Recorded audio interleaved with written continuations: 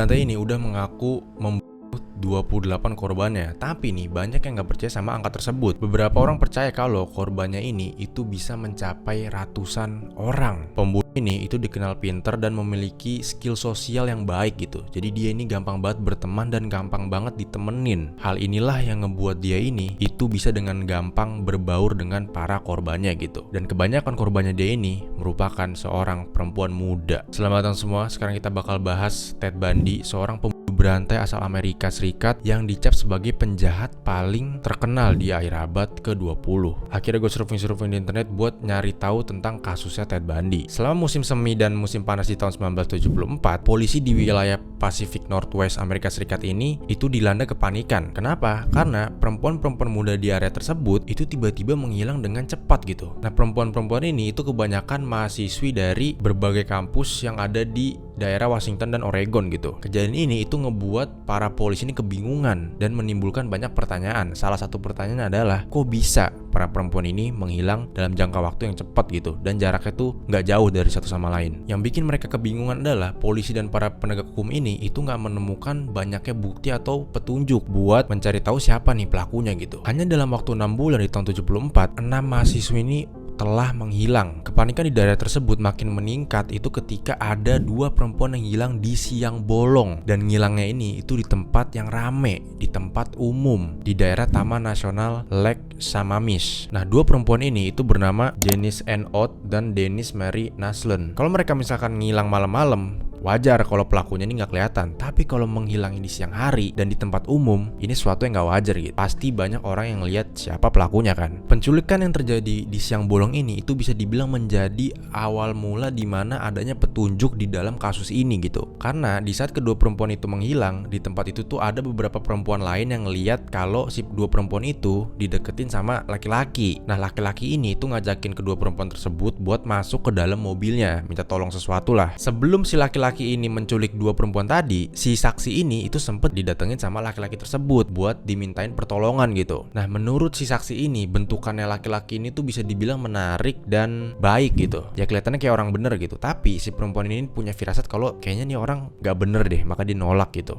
Akhirnya si perempuan ini nolak buat masuk ke mobilnya dan dia ini ngincer perempuan yang lain gitu. Nah, si saksi inilah yang ngasih tahu polisi deskripsi gimana bentukannya si laki-laki tadi. Menurut gambaran si saksi ini, lelaki itu tuh menarik, mukanya bisa dibilang ganteng ya kan, dan di lengannya tuh kayak ada gendongan gitu, jadi kayak dia patah tulang gitu terus dikasih sling gitu. Dan dia ini punya mobil Volkswagen Beetle yang warna coklat, dan dia nyebut dirinya sebagai Ted. Begitu mendengar deskripsi tentang pria ini, polisi langsung menyebar info-info ini ke publik gitu, biar orang berhati-hati terhadap orang yang bernama Ted. Nah, begitu infonya tersebar, polisi ini sempat menerima telepon dari berbagai orang yang katanya mengenal si Ted ini. Dan orang-orang yang menelpon ini itu ada 4, dan keempat orang ini itu dengan kompak menyebut kalau orang ini itu bernama Ted Bundy. 4 orang ini juga bukan orang random aja yang pernah ngeliat si Ted Bundy. Mereka ini termasuk mantan pacarnya Ted Bundy, teman dekatnya Ted Bundy, teman kerjanya Ted Bundy, dan bahkan profesor yang pernah ngajar si Bundy ini. Nah, begitu polisi menerima info dari para penelpon ini, polisi ini mulai mengecek lah siapa Ted Bundy dan backgroundnya dia. Pada awalnya di pencarian polisi ini nggak percaya kalau Ted Bundy ini merupakan seorang penjahat gitu, karena melihat dari penampilannya dan background pendidikannya, yang dia ini merupakan seorang mahasiswa hukum yang penampilan itu rapih, dan dia juga nggak punya catatan kriminal pas dia gede, pas dia dewasa. Makanya polisi ini agak nggak mungkin deh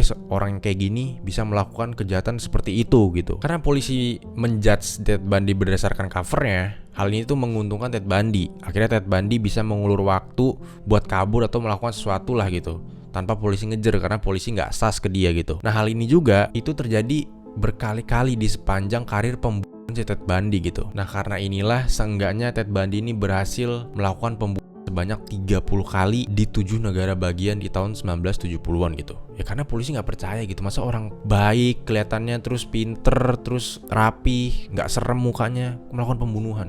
Akhirnya polisi lebih ke mengabaikan gitu. Nah, karena penampilannya dan dia juga punya social skill yang bagus banget, yang ngebuat dia gampang dideketin dan gampang mendekati orang, Ted Bundy ini berhasil membodohi dan menipu banyak banget korbannya gitu, demi kepentingannya sendiri. Nah, Ted Bundy ini menjadi salah satu pembunuh berantai paling terkenal di dunia, itu ada alasan kenapa dia dapat julukannya. Aksi yang dilakuin sama Ted Bundy ini itu bisa dibilang tuh kayak dirancang sama dia, kayak dia punya blueprint buat ngelakuin ini semua dan tertata dengan rapi. Tanggal berapa dia mau ngelakuin, di mana dia mau ngelakuin, taktik apa yang bakal dia pakai buat mendekati korban, terus kemanakah si korban ini bakal pergi setelah dia dan kabur kemana dia setelah dia ngelakuin aksinya. Makanya dia dapat julukan itu. Udah gitu dengan persona dia yang baik dan mudah didekati gitu, approachable, nggak kelihatan kayak pembunuh berantai lainnya gitu yang mukanya serem terus dia kayak tatapannya orang sinis, enggak. Nah, pola pembunuh Ted Bundy itu biasanya mengikuti pola yang mengerikan nih. Dia ini sering memerkosa korbannya sebelum memukuli mereka sampai meninggal. Bahkan nih setelah meninggal pun mayatnya bakal dikotorin sama dia gitu, bakal diperkaos juga. Sebelum melakukan aksinya, Ted Bundy ini biasanya sering membujuk perempuan buat masuk ke dalam mobilnya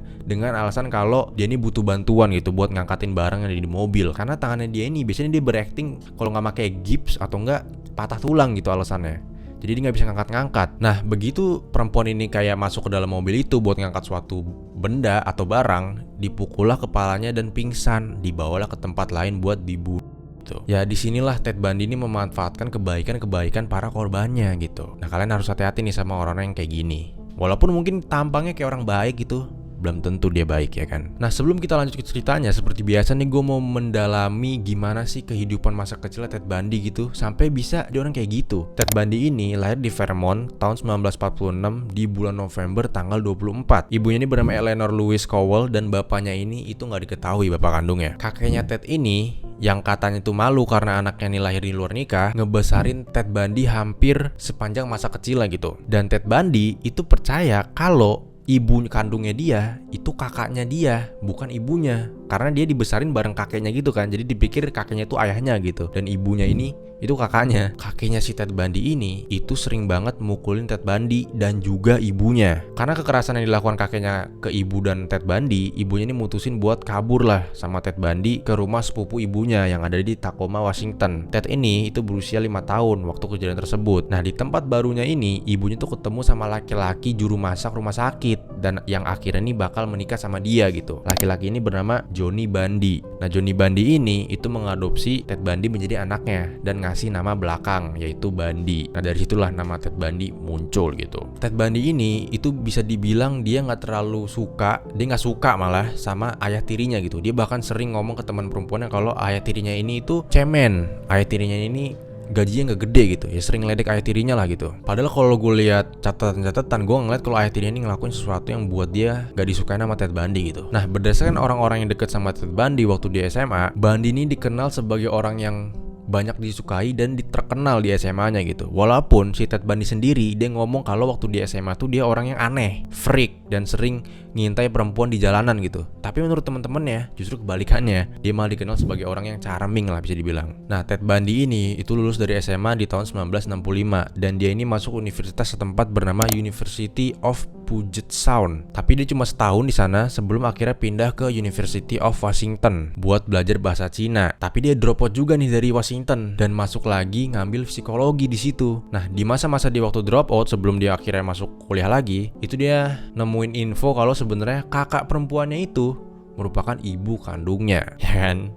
Kehidupan yang sangat wow. Nah, pas dia lagi kuliah di University of Washington, dia ini berpacaran sama perempuan yang bernama Elizabeth Clover. Elizabeth ini merupakan seorang janda dari Utah yang kerja sebagai sekretaris di kedokteran kampus tersebut. Nah, Elizabeth inilah nih yang menjadi orang pertama yang lapor ke polisi kalau dia ini kenal Ted Bundy gitu, yang tadi kita sebut sebelumnya. Elizabeth sama Ted ini itu berpacaran dari tahun 1969 sampai 1974 gitu. 1974 mereka putus tuh karena Ted Bundy ini pindah tempat gitu ya. Nanti gue bakal kasih tahu. Nah, di tahun 1973 Bundy ini tuh kan keterima di ilmu hukum University of Puget Sound kan. Tapi setelah beberapa bulan dia ini berhenti masuk kelas di kuliah tersebut, di kampus tersebut. Nah, abis itu di tahun 1974-nya, lebih tepatnya bulan Januari, mulai nih para mahasiswa ini menghilang gitu satu persatu. Jadi dia bisa dibilang nih pindah-pindah kampus gitu ya. Nah, serangan pertama yang dilakuin Ted Bundy itu bisa dibilang bukan pembunuhan, tapi penyerangan. Nah, penyerangan itu dilakukan ke Karen Spark, seorang mahasiswi dan penari berusia 18 tahun yang kuliah di Universitas Washington juga gitu. Nah, Bundy ini itu mendobrak masuk ke apartemennya Karen Sparks. Dan Karen ini posisinya itu lagi di kamar dia, lagi tidur. Nah pas lagi tidur dia ini masuk dan langsung mukul Karen sampai pingsan pakai batang logam dari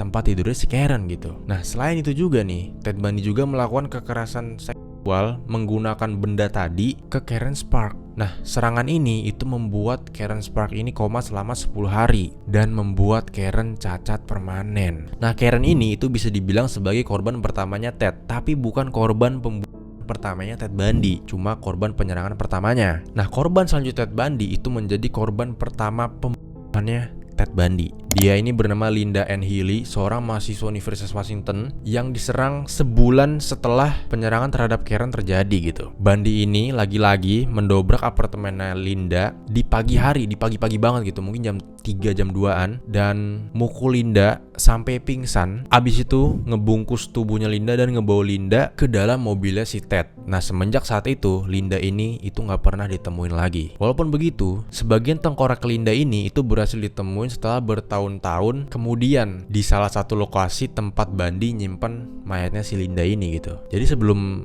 mayatnya ditemuin ya orang-orang nggak tahu kemana dia gitu kan. Bundy ini tuh terus melanjutkan aksinya ini, mengincar mahasiswi-mahasiswi yang ada di area tersebut, di area University of Washington gitu. Nah dia ini itu sampai ngembangin teknik buat mengkelabui perempuan-perempuan tersebut. Seperti yang gue bilang sebelumnya, Ted Bundy ini bakal pakai gips dan ngedatengin perempuan yang lagi sendirian gitu dan minta tolongin dong angkatin ini di mobil.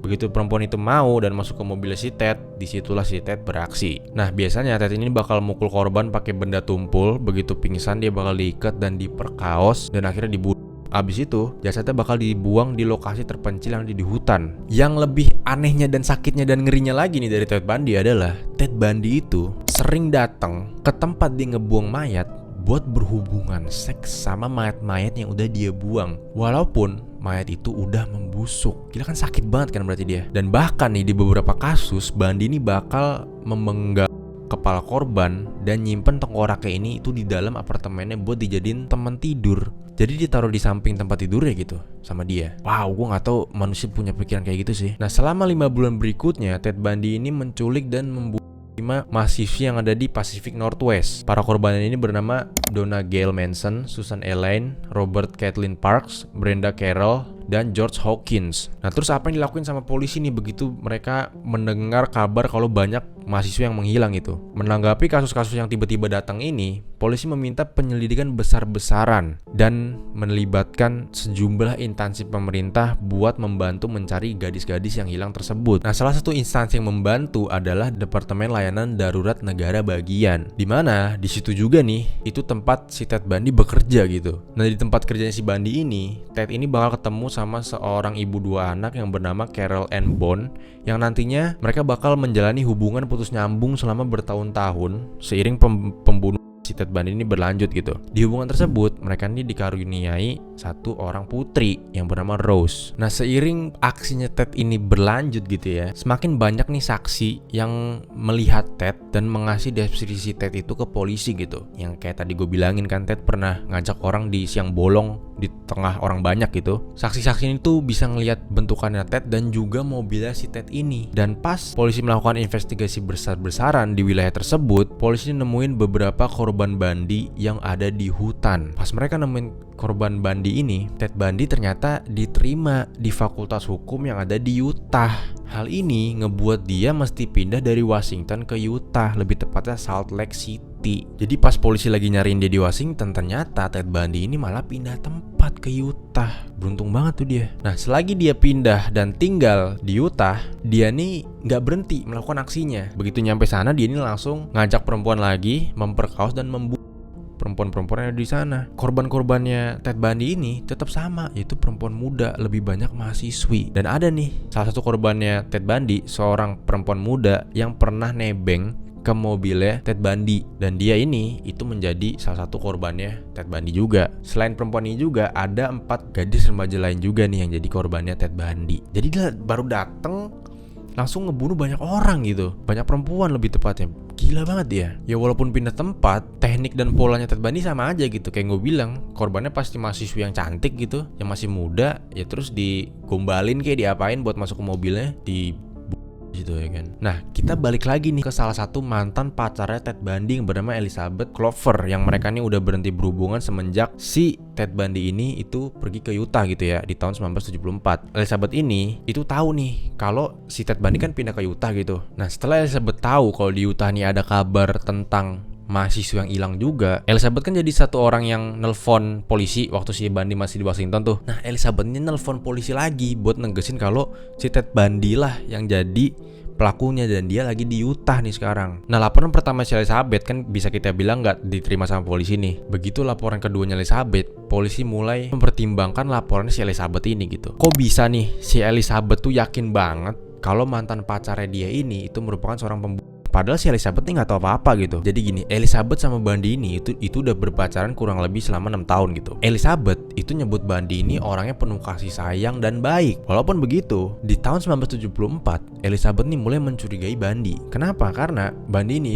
itu mulai bertingkah laku aneh gitu. Bahkan dipertanyakan sama Elizabeth. Contohnya, dia ini sering nyimpen pisau daging gitu di meja kerjanya dia, dan setiap ditanyain sama Elizabeth pisau itu buat apaan, kenapa ditaruh di situ bukan di dapur, si Ted Bundy ini itu sering banget mengalihkan pertanyaan tersebut ke hal lain. Dan Elizabeth ini itu percaya aja gitu sama hal tersebut walaupun dia curiga. Tapi makin lama Elizabeth ini merasa ini janggal nih gitu. Nah, karena inilah Elizabeth nih diem-diem nih ke polisi buat ngelaporin Ted Bundy. Tapi seperti yang kita ketahui sebelumnya, laporan pertamanya kan gak digubris sama polisi itu. Walaupun si Elizabeth ini curiga sama Ted Bundy, dia ini gak putus. Dia tetap menjalankan hubungan sampai akhirnya si Ted Bundy ini pindah ke Utah gitu kan. Nah, pas Ted Bundy ini lagi di Utah, dia ini nggak tahu kalau banyak banget bukti yang mengarah ke Ted Bundy gitu. Dan begitu para investigator ini ngumpulin data, mereka ini nemuin nama Bundy tuh muncul di paling atas daftar tersangka gitu, yang paling sas ya kan. Selama hal ini terjadi, Ted Bundy ini nggak tahu kalau dia sebenarnya terkenal di Washington gitu kan. Karena dia nggak nyadar ini, dia tetap ngelakuin aksinya. Dia ini melakukan perjalanan ke Colorado dari Utah untuk lebih banyak perempuan lagi gitu. Nah, akhirnya nih di bulan Agustus tahun 1975, pas Bundy mungkin mau melakukan perjalanan dari Utah ke Colorado, Bundy ini diberhentiin polisi gitu. Mungkin karena dia ngebawa mobil rusuh gitu ya di pinggiran kota Salt Lake City. Polisi ini sampai menggeledah mobilnya si Ted Bundy ini gitu. Dan mereka ini nemuin topeng, linggis, tali, dan juga borgol gitu. Nah, polisi ini udah pengen nangkep si Ted Bundy, tapi kan bukti tersebut gak cukup buat nangkep orang gitu. Walaupun begitu nih, ada seorang polisi nih yang nyadar kalau Ted Bundy ini merupakan seorang tersangka pembunuhan di Washington gitu. Walaupun Ted Bundy ini gak ditangkap, dia ini masuk ke dalam pengawasan polisi gitu. Pas Ted Bundy ini lagi dalam pengawasan polisi, para petugasnya kemudian nemuin Volkswagen Beetle yang punya si Ted Bundy yang udah dia jual nih. Dan di dalam mobil tersebut itu ditemuin rambut yang cocok dengan 3 korbannya dia. Nah, dengan bukti inilah nih Ted Bundy masuk ke dalam list buat ditangkap. Karena udah ada barang buktinya gitu, yang tiba-tiba ketemu di mobil lamanya dia.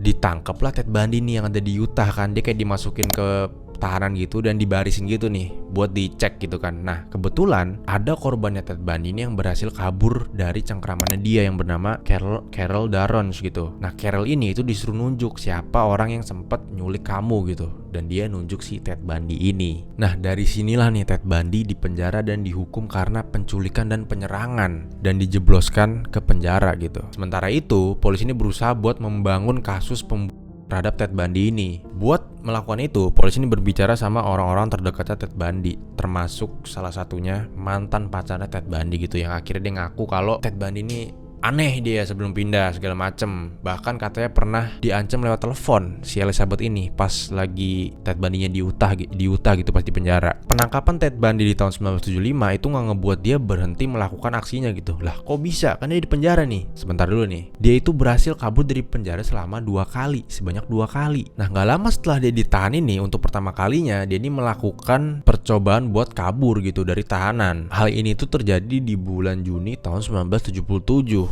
Waktu itu, Ted Bundy ini dipindahin dari penjara Garfield County di Glenwood Springs ke gedung pengadilan Pitkin County di Aspen buat disidang tuh dia di situ. Nah, dia ini itu dengan gokil tuh menjadi pengacara di dalam kasusnya sendiri. Nah, hal ini tuh ngebuat dia diberi akses ke perpustakaan hukum gedung pengadilan tanpa borgol tangan dan tanpa borgol kaki. Nah, jadi dia bisa gerak bebas gitu kan. Awalnya dia ini pengen meneliti hukum yang berkaitan sama kasusnya dia gitu. Tapi pas dia lagi di perpus, dia nih ngelihat kayak kesempatan buat dia kabur. Apalagi dia kan gak diborgol nih tangannya sama kakinya. Akhirnya dia memanfaatkan kesempatan ini buat kabur gitu. Bandi ini lompat keluar dari jendela lantai 2, dan hal ini tuh ngebuat dia cedera gitu kan. Makanya dia agak pincang-pincang gitu. Habis itu begitu dia berhasil lompat, dia nih ngebuka baju tahanan dia. Nah setelah dia kabur, dia nih membobol salah satu kabin gitu buat nyari perlengkapan, baju, makan, bahkan senapan gitu. Awalnya dia nih mau kabur ke Gunung Aspen, jadi dia biar nggak kelacak gitu. Tapi karena sumber daya yang sedikit, akhirnya dia ini nggak bisa kesana gitu. Nah di Aspen ini dia ini nyuri mobil biar bisa pergi jauh dari penjara dan tempat dia di sidang gitu. Nah tapi Ted Bundy ini itu ngebawa mobilnya tuh gerasak-gerusuk yang ngebuat polisi merhatiin dia gitu.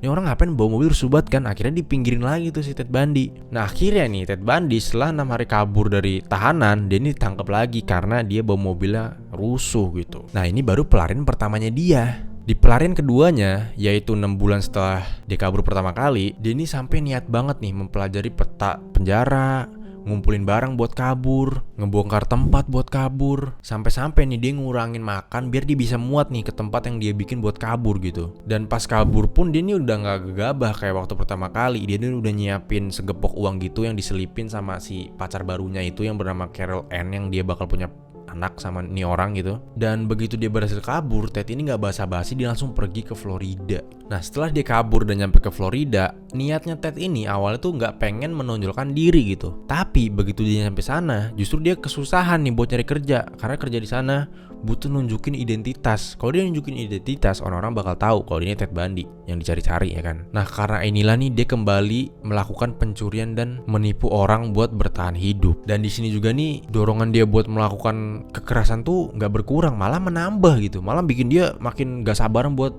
melakukan kekerasan lagi gitu. Di tanggal 15 Januari tahun 1978, 2 minggu setelah dia kabur, Bundy ini tuh membobol asrama mahasiswi Chi Omega di kampus Florida State University. Ted Bundy ini pertama kali masuk ke kamarnya Margaret Bowman yang berusia 21 tahun dan memukuli perempuan tersebut dengan sepotong kayu bakar ek gitu. Pas lagi perempuan itu tidur. Abis itu dia ini mencekek perempuan tersebut pakai stocking. Abis dia melakukan kekerasan itu, dia ini pindah ke kamar Lisa Levy yang berusia 20 tahun dan memukuli perempuan tersebut sampai pingsan, mencekiknya dan melakukan kekerasan seksual gitu. Nah Levy ini itu menderita luka parah, termasuk bekas gigitannya si Ted Bundy nih. Hal ini nih bakal muncul nanti di persidangannya Ted Bundy gitu. Nah Bundy ini gak berhenti sampai 2 orang doang korbannya. Dia ini terus melanjutkan amukannya dia gitu. Dia ini nyerang Kathy Kleiner dan Karen Chandler yang dua-duanya ini berusia 21 tahun. Mereka berdua nih mengalami luka yang serius, tapi untungnya ini berhasil melarikan diri. Nah semua serangan ini terjadi kurang dari 15 menit. Dan walaupun dia nyerang asrama yang isi 30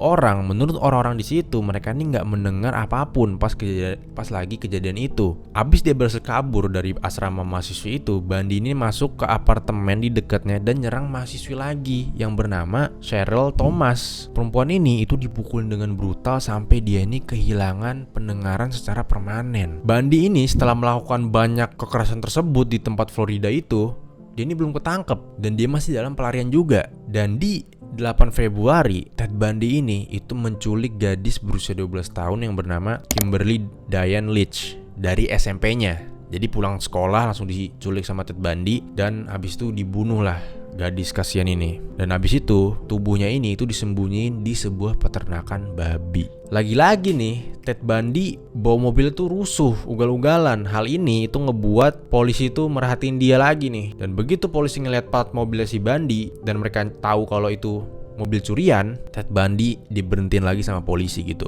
Di dalam mobilnya polisi itu nemuin 3 kartu identitas perempuan yang udah hilang gitu, yang udah meninggal gitu. Nah hal ini tuh ngehubungin dengan kejahatannya yang ada di kampus Florida sebelumnya. Akhirnya Ted Bundy ditangkap lagi. Dan kali ini dia ini gak kabur. Ted Bundy ini akhirnya dijatuhi hukuman mati di penjara Rayford, Florida. Di situ dia juga nih mengalami penyiksaan dari tahanan-tahanan lainnya, termasuk pemerkosaan beramai-ramai oleh 4 pria menurut beberapa sumber gitu ya. Dan pada saat itu juga nih dia ini punya anak bareng si Carol Ann Bone yang dinikahin sama Ted Bundy pas dia lagi diadili gitu. Nah, sepanjang persidangannya dia, Ted Bundy ini mensabotase dirinya dengan cara mengabaikan nasihat pengacara dan mengambil alih pembelaannya sendiri gitu. Dia nggak mau dengerin pengacara gitu kan. Ted Bundy ini bahkan ngebuat orang-orang yang ditugasin kerja sama dia itu merasa gelisah gitu, kayak penjaganya dia ataupun pengacaranya dia gitu. Seorang penyidik pembela bernama Joseph Alo ini bahkan bilang kalau Ted Bundy ini itu mirip iblis, ya kan. Nah, Ted Bundy ini akhirnya dieksekusi dengan kursi listrik di tahun 1989 di tanggal 24 Januari. Dan setelah eksekusinya, ratusan orang ini berkumpul di luar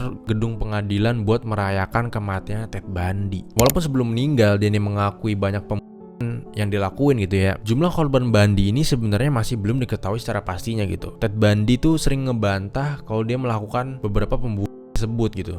Padahal udah ada bukti fisik yang mengaitkan Ted Bundy dengan kejahatan tersebut. Tapi dia nggak mau ngaku dan dia tetap kekeh kalau dia 30 orang gitu. Nah, hal ini ngebuat semua pihak berwenang mencurigai kalau Ted ini mungkin sekitar 30-40 perempuan. Nah, hal ini ngebuat Ted menjadi salah satu pembunuh berantai paling terkenal dan paling mengerikan dalam sejarah Amerika Serikat. Nah, ceritanya Ted Bundy ini itu bahkan dijadiin film, dokumentari, dan buku-buku. Buku-buku ini bukan cuma buku-buku tentang dia, tentang orang-orang yang pernah kenal dan deket sama Ted Bundy gitu. Kayak mantan pacarnya, mungkin si pacar satunya lagi yang dia punya anak gitu, dan polisi yang pernah nangkap dia gitu kan. Nah, hal yang bisa kita pelajari dari kasus ini adalah jangan terlalu percaya sama orang asing gitu. Walaupun misalkan penampilan dia nggak kayak pembunuh gitu, kayak orang bener, ya kita harus hati-hati aja kan, karena kita nggak kenal dia baik gitu. Oh iya, itu dia kasus tentang Ted Bundy nih, salah satu pembunuh berantai asal Amerika Serikat yang paling terkenal gitu. Seperti biasa, jangan lupa like, komen, dan subscribe. Kita ketemu di video berikutnya. Kalian hati-hati.